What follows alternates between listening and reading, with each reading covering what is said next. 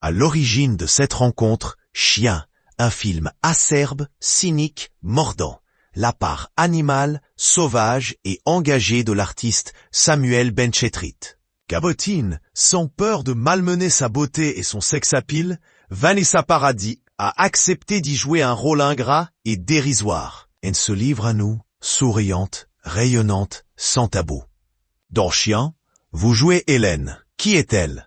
Après une décennie et un enfant ensemble, Hélène ne supporte plus son mari. Elle en a fini de l'aimer. Égoïste, elle le quitte d'une manière lâche, cruelle, mais sans méchanceté. Plutôt que de lui dire la vérité, elle prétexte être allergique à lui. Dès cette première scène d'allergie, vous apparaissez le teint blafard, la peau irritée et les ongles jaunis. Était-ce une crainte de casser votre image glamour? Non, j'ai déjà été bien plus amochi et amoché. Ce que je redoutais, c'était de ne pas être à la hauteur de cette absurde, surprenante et géniale ouverture de film. J'ai toujours beaucoup de doutes. Comment aborder un rôle? Vais-je être capable de l'incarner, trouver mes marques, satisfaire le réalisateur? Pourquoi avoir accepté de jouer dans Chien? J'avais vraiment très envie de travailler avec Samuel. Recevoir le scénario d'un metteur en scène et avoir tellement hâte de le lire, c'est l'évidence qu'on aime son cinéma, son univers. Cette histoire est tellement sensible, tendre et profonde. C'est un conte philosophique actuel et juste. Un drame qui parle de la brutalité de notre société, du quotidien de ceux qui travaillent dur, ont une famille à nourrir et beaucoup de mal à joindre les deux bouts. De ceux qui subissent le pouvoir et l'autorité de personnes mal intentionnées.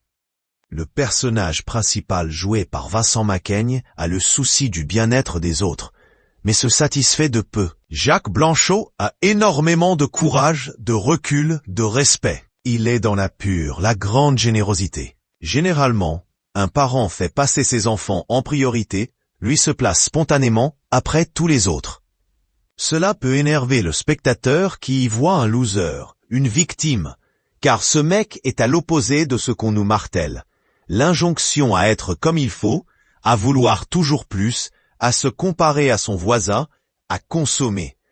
Son obéissance à tout prix n'est-elle pas agaçante? Moi la première, je désire les choses, j'essaye de posséder davantage, mais je n'ai pas à me battre pour l'obtenir. Je fonctionne au plaisir. J'ai conscience d'avoir une vie exceptionnelle, donc je ne suis pas un bon exemple pour juger. Pour moi, ce héros est un sage comme on l'évoque dans le bouddhisme, dans la méditation.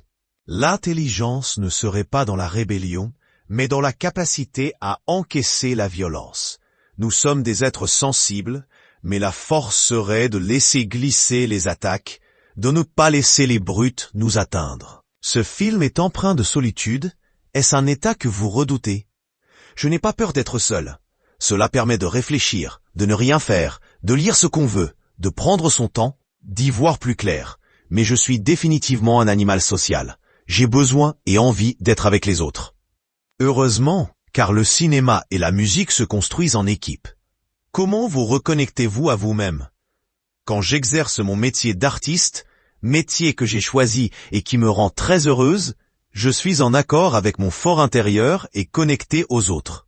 Je n'ai pas besoin de me forcer. Cette articulation est naturelle. Comment réagissez-vous face à la frénésie des réseaux sociaux? Je n'ai pas domestiqué Internet. Ça ne m'intéresse pas et me fait perdre du temps sur l'essentiel. J'ai déjà l'impression d'être sans cesse coaché à mon téléphone avec les textos et les emails. Je n'ai pas de compte Instagram, Facebook ou Twitter. Tout partager, tout rendre public, poster des images intimes, des photos de moments précieux. C'est quelque chose que je ne juge pas, mais ce n'est pas mon truc. Je ne suis pas secrète avec mes amis, mais j'ai besoin d'un échange privilégié, d'une vie privée, d'un contact humain. Avez-vous une recette bien-être?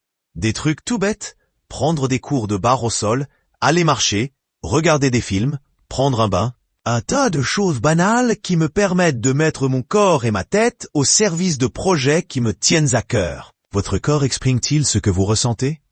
Je n'ai pas forcément des plaques qui apparaissent ou des démangeaisons, mais je suis une angoissée, notamment avant de chanter. Avec le trac, mon ventre se tord, mon cœur bat vite et fort et je peux perdre ma voix. Avec la technique et la maturité, on apprend à se maîtriser, à focaliser sur l'envie, et la peur disparaît. Ce trac, c'est aussi le désir, l'excitation face au public. Monter sur scène, c'est affronter la nouveauté, c'est accepter de se mettre en danger. Quel est votre rapport aux journalistes, aux critiques?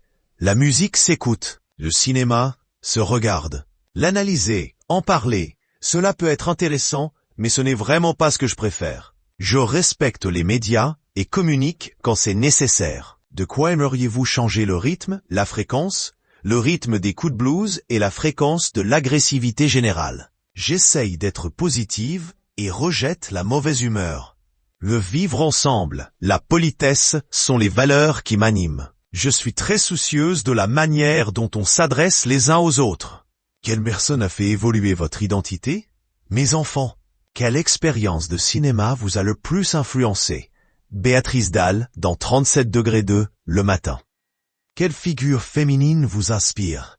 Simone Veil, une femme exceptionnelle. Quel est votre mantra? Ça va aller. Quel est l'accessoire qui vous est indispensable? Un tube d'anti-cerne pour ne plus infliger ma mine fatiguée alors que je déborde d'énergie. Afin de changer notre regard sur vous, que diriez-vous?